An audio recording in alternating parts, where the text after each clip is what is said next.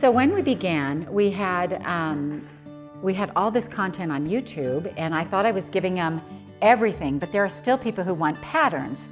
And so we decided that we would do a magazine. The goal of Block Magazine each month is to inspire and empower our customers and our friends to create.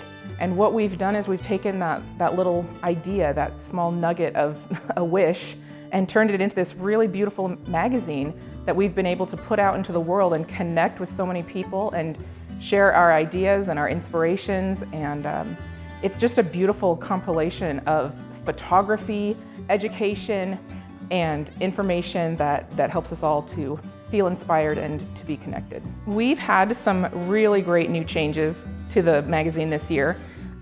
We're sharing more customer stories, which is great. Every once in a while, if you watch Facebook, you'll see an invitation to share your favorite quilting memory or how you first learned to quilt, and we love to include those comments and stories in Block.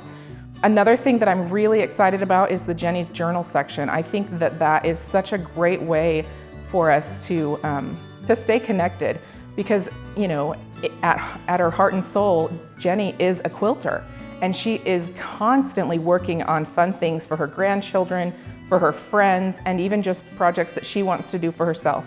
And I think it's actually really, really fun to see what she chooses to work on in her own sewing room at home. Digital Block is beautiful.